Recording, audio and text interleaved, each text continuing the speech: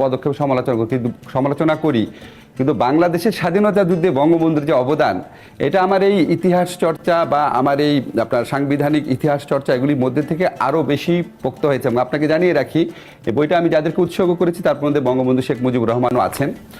আসলে উনি একটা যখন এই সিদ্ধান্তটা নেন এলএফওর অধীনে উনি ইলেকশন করবেন, এটা খুব রিস্কি সিদ্ধান্ত ছিল। কিন্তু আমাদের কাছে অদ্ভুত যেটা লাগে, আপনি নিশ্চয়ই আমার চেয়ে অনেক ভালো পড়েছেন, আপনি বঙ্গবন্ধুর উপর অনেক বই লিখেছেন।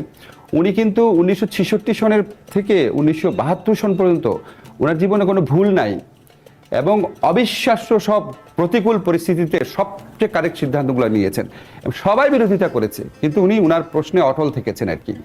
এবং উনি যখন এই নির্বাচনে বিজয়ী হন, যদি পাকিস্তানি যারা শাসক আছে তাদের যদি গণতন্ত্রের প্রতি বা জনগণের রায়ের প্রতি মিনিমাম শ্রদ্ধাবোধ থাকতো, তাহলে ওনারা বঙ্গবন্ধুকে পুরা পাকিস্তানের জন্য সংবিধান রচনা করতে দিতেন। কেন পুরো পাকিস্তানের জন্য একটু ব্যাখ্যা করি। 300 আসনের মধ্যে উনি 167টাতে জিতেছেন, তো উনি মেজরিটি, তো ওনার দল যেটা বলবে সেটাই তো সংবিধান হবে। এবং পূর্ব পাকিস্তানে যে সরকার প্রাদেশিক পরিষদের ইলেকশনে জেতার জন্য, সেটা আওয়ামী লীগের গঠন করার কথা। এবং জাতীয় পরিষদেও সংবিধান কার্যকরী হওয়ার পর অন্তত থিওরিটিক্যালি ইয়াহিয়া খানের উচিত ছিল বঙ্গবন্ধুকে পাকিস্তানের সরকার গঠন করার জন্য আমন্ত্রণ জানানো। এখন যখন ওই আমাদের স্বাধীনতা যুদ্ধ হলো, যখন 25শে মার্চে কালো রাত্রিতে তারা যখন নিরস্ত্র বাঙালির উপর গণহত্যার জন্য ঝাঁপিয়ে পড়লো, তখন তো আমাদের কোনো অল্টারনেটিভ ছিল না। সেটা আমাদের দীর্ঘ গৌরবময় ইতিহাস, সবাই জানি আমরা। বঙ্গবন্ধু যখন ফিরে এলেন, তখন ওরা একটা মৌলিক পরিবর্তন করেন। কারণ তখন দেখা গেল জাতীয় পরিষদের সদস্য যারা তৎকালীন পূর্ব পাকিস্তান থেকে নির্বাচিত, ওনারা তো নাম্বার খুব বেশি না, 167 জন। তার মধ্যে অল্প কয়েকজন মারা গেছেন, কেউ কেউ আবার আনুগত্য অন্যদিকে চলে গেছে কারো।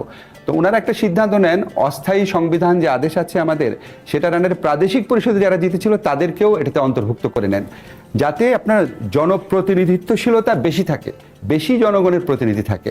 এখন ধরেন সেটা তারপর নাম্বার হয়ে দাঁড়ালো 430-এর মতো। 430 জন লোক তো একসাথে বসে সংবিধান বানাতে পারে না। এই জন্য গণপরিষদ থেকে আপনি বলছিলেন যে এই 430-এর মধ্যে মারা গেছেন, শহীদ হয়েছেন এবং আনুগত্য প্রশ্ন ইত্যাদি মিলে 403-এর মতন একদম শেষ যখন সংবিধানটা অ্যাডপ্টেড হয় 4 নভেম্বর, তখন 403-এর মতো ছিল। তো এই নাম্বারের ভ্যারিয়েশনটা খুব বড় ব্যাপার না। তো আমাদের যখন ওনারা বসলেন একসাথে, বঙ্গবন্ধুর নেতৃত্বে যখন গণপরিষদের প্রথম অধিবেশন বসলো, এবং ওনারা কিন্তু আপনার ওই যে মুজিবনগর দিবসে বসেছিলেন একসাথে, হিস্টোরিক্যাল ডেটগুলো মনে রেখেছেন, 10 এপ্রিল। জি, তখন ওনারা কিন্তু করেন নাই, এই 430 জন মিলে বসে বানানোর চেষ্টা করেন নাই। ওনারা 34 সদস্য বিশিষ্ট একটা খসড়া সংবিধান প্রণয়ন কমিটি করেন। সেই কমিটির প্রধান ছিলেন ডক্টর কামাল হোসেন। সেই কমিটিতে একমাত্র বিরোধী দল থেকে ছিলেন সুরঞ্জিত সেনগুপ্ত, একমাত্র মহিলা প্রতিনিধি ছিলেন রাজিয়া বানু। এবং ওই কমিটিতে মুজিবনগর সরকারের যারা সদস্য ছিলেন তারা প্রত্যেকে ছিলেন। পরে ওনারা প্রচণ্ড একটা ইনফর্মড একটা ডিসকাশন করেন। বঙ্গবন্ধু আমার মনে আছে যে বঙ্গবন্ধুর সাথে আপনি আনিসুজ্জামান স্যারের বই পড়ে দেখবেন, বঙ্গবন্ধুর সাথে ওনারা মাঝে মাঝে কনসাল্ট করেন, দেখা করেন। এবং ওনারা যে ড্রাফটটা করে দেন, সেটা আবার 4 শতাধিক সদস্য মিলে আলোচনা করেন, ডিবেট করেন, প্রচণ্ড ডিবেটে হয় কিছু কিছু বিধান নিয়ে। এই আলোচনা এবং ডিবেটের যে প্রসিডিংসটা, যেখানে যেই দলে লিপিবদ্ধ হয়, সেটাকে আমরা বলি গণপরিষদ বিতর্ক। এটা বেরি হয়েছে গণপরিষদ বিতর্ক। 34 জন যে ছোট ঘরে বসলেন, ওইটারও এর মধ্যে আছে না? ওইটা যখন 403 জন বসলেন তখন। তবে 34 জন মিলে যে রিপোর্টটা দেয়, সেই রিপোর্টটা আমার কাছে আছে, এটা আমাকে ডক্টর কামাল হোসেন দিয়েছিলেন, ওটা ইংরেজিতে, ওটা কোনো বাংলা অনুবাদ নাই। এই বইতে প্রথমবারের মতো আমি এটা বাংলা অনুবাদ করেছি।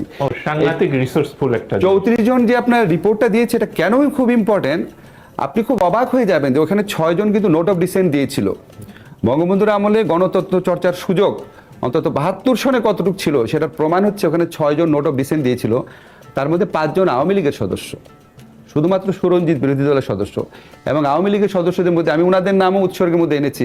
এত জ্ঞানী মানুষ ছিলেন, আসাদুজ্জামান খান, হাফেজ হাবিবুর রহমান, তারপরে আপনার ছিলেন ওই কৃতিশচন্দ্র মণ্ডল, ওনাদের নামে